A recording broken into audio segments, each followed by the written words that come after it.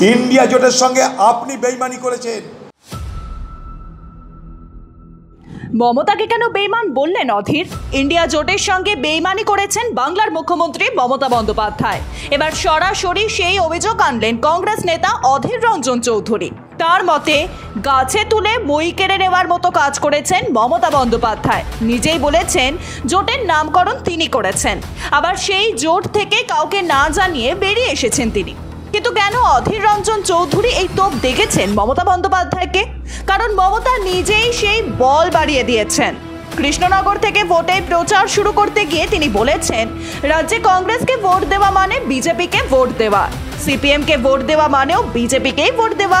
আর এই তোপ দাগতে গিয়ে তিনি বলে ফেলেছেন ভোটের পর আবার এসব নিয়ে ভাববেন তিনি। তবে কি তিনি এভাবে জল মাপতে চাইছেন? শুনুন কৃষ্ণনগরে গিয়ে কি বলেছেন তৃণমূল নেত্রী। কেন সিপিএম কংগ্রেসকে ভোট দেবেন না? অল ইন্ডিয়ার অ্যালায়েন্স আমি তৈরি করেছি, নামটাও আমার দেয়া, ভোটের পরে আমি দেখে নেব। কিন্তু বাংলায় সিপিএম কংগ্রেস বিজেপি আমাদের বিরুদ্ধে লড়াই করছে। সিপিএম কে ভোট দেওয়া মানে বিজেপিকে ভোট দেওয়া, কংগ্রেসকে ভোট দেওয়া মানে বিজেপিকে ভোট দেওয়া।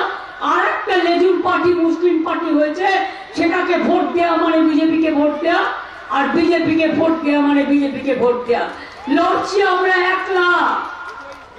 যদি তোর ডাক শুনে কেউ না আসে তবে একলা চলো রে। আমি শুনেছি সিপিএম কংগ্রেস এখানে ইন্ডিয়ান অ্যালায়েন্সের হয়ে লড়ছে বলছে। এখানে তো জোটই হয়নি, এখানে তো ভোট হয়েছে, ভোট। সিপিএম কংগ্রেস বিজেপি একদিকে আর তৃণমূল একদিকে। মমতার এই মন্তব্যেরই পাল্টা জবাব দিয়েছেন অধীর রঞ্জন চৌধুরী। ইন্ডিয়া জোট ভাঙলেন কেন আপনি? কার ভয়ে ইন্ডিয়া জোট ভেঙেছেন? অরবিন্দ কেজরিওয়াল ইন্ডিয়া জোট ভাঙেনি, হেমন্ত সোরেন ইন্ডিয়া জোট ভাঙেনি, তাই তাদের জেলে যেতে হয়েছে। আর আপনি খোকাবাবুকে বাঁচাতে ইডি আর সিবিআইয়ের হাত থেকে খোকাবাবু যাতে রক্ষা পায় তার জন্য আপনি ইন্ডিয়া জোট ভেঙে আপনি মোদির দালালি করেছেন। আপনি নিজে বলছেন ইন্ডিয়া জোট আপনি বানিয়েছিলেন।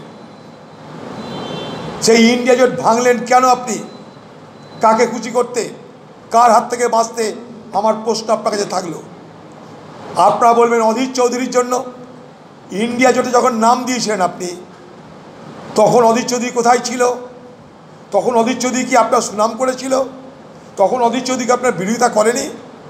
সব জেনে ইন্ডিয়া জোটে গেছিলেন কী করতে? আপনি ইন্ডিয়া জোটের নামকরণ করতে আপনি এত উৎসাহিত হয়েছিলেন কেন?